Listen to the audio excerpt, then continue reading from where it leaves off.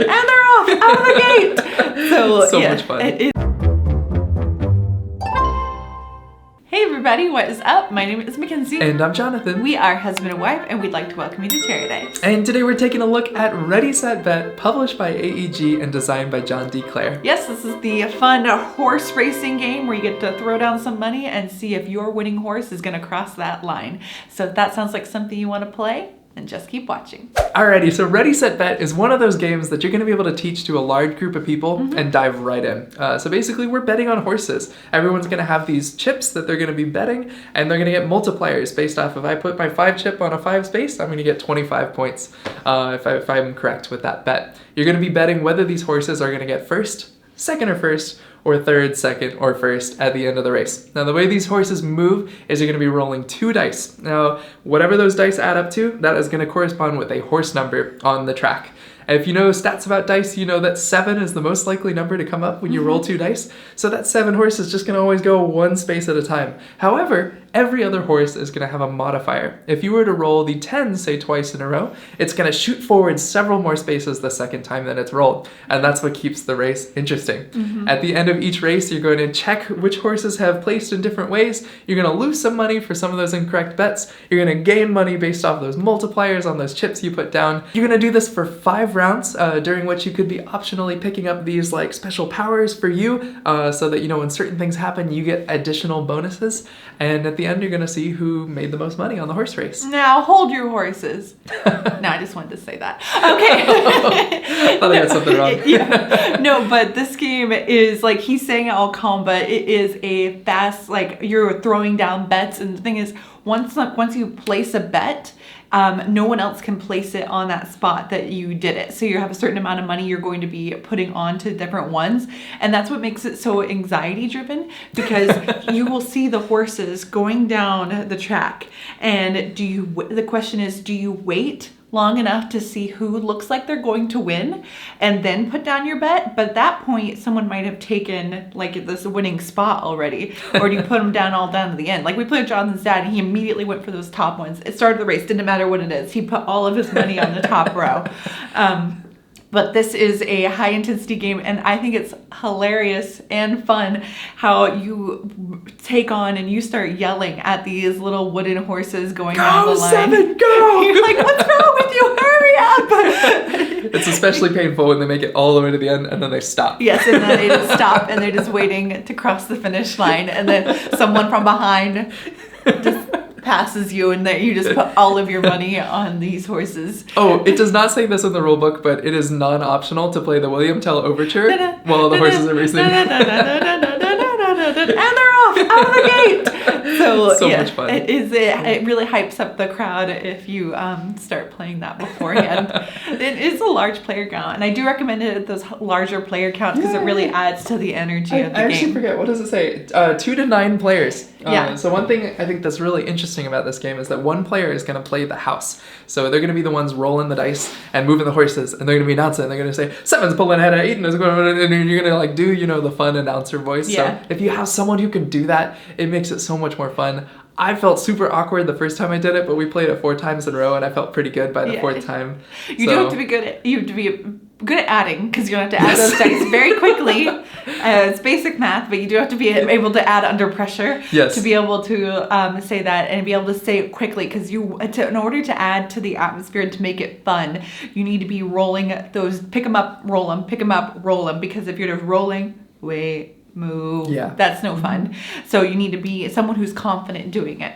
But let's say no one at the table feels confident to do that, or maybe everyone wants to play and people don't want to be the house.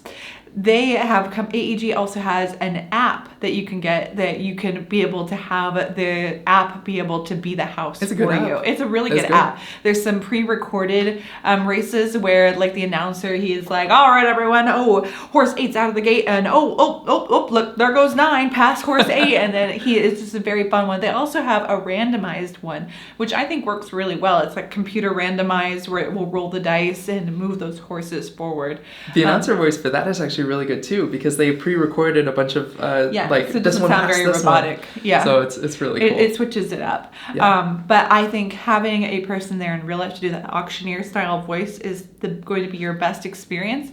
But if that's not available to you, or everyone wants to play, I think the app is a really good substitute. It has like the crowd noises in the background. So yeah.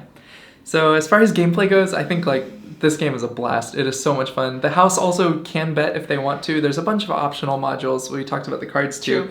The house can put a bet on before the race starts on a bunch of horses and try to win.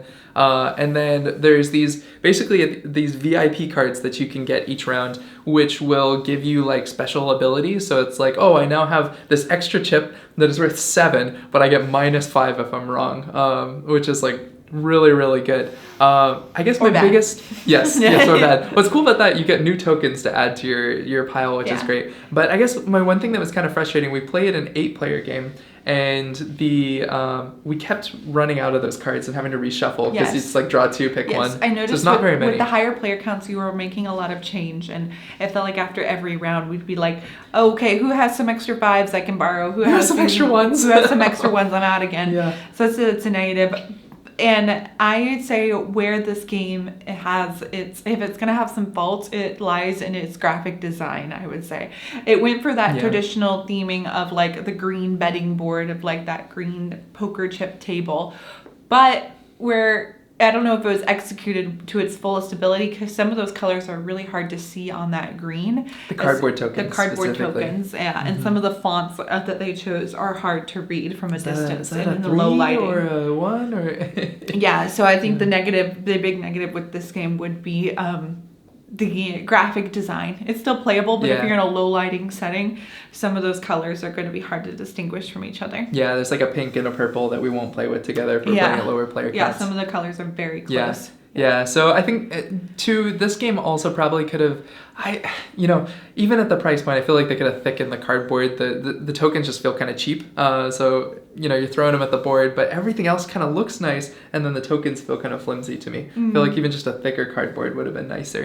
Something that also holds the print a little better, so it's sharper colors. Yeah, I wouldn't say it's the prettiest game out there, but its gameplay and fun is super fun. Yeah, very fun.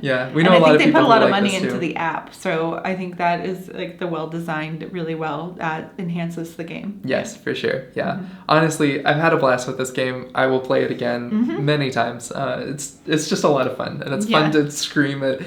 We actually, the first time I played this was at Gen Con and the big board game convention, and we're in the open play area, and we're going 8, and like we're like screaming at this table, and everyone is looking around at us like we're being so obnoxious. Your heart really gets into this game, and I think I read a comment saying like, this game is great if you have the enthusiastic people, but if everyone's just sitting down like, yay, horses. No, you have to be enthusiastic about those horses crossing the line, because if you were enthusiastic going to the game, you're going to love it. And after all, you're playing a game. Like, you should be enthusiastic about it. Yeah. But I think this is a good game. It's a great party game, with it being just like a little more complicated with those betting, but not really that complicated. Just honestly, it's betting, right? So you can put a lot of thought into it, or you can just throw down some money and see if it sticks. So I think that's really good about it. Yeah. Oh, one thing I didn't mention, that we talked about this before. I think this game is perfect for like big party settings too. So if you're playing with maybe there's 15 people in the house and 8 people playing, this game's great because you can walk up and be like, hey, hold my drink, I'm gonna like go to the bathroom, whatever, and someone else can fill in for you for the next round, and there's no context needed between rounds. You play 5 rounds, but you kind of start from the beginning with, okay, what chips do I got? So you can trade in, and you can have people jump in for you mid-game, so it's great for large groups. We actually did that because our baby Miss Charlotte needed some attention from me, and so someone else took over for me for a round, and then I was able to jump back in. So I think it's great.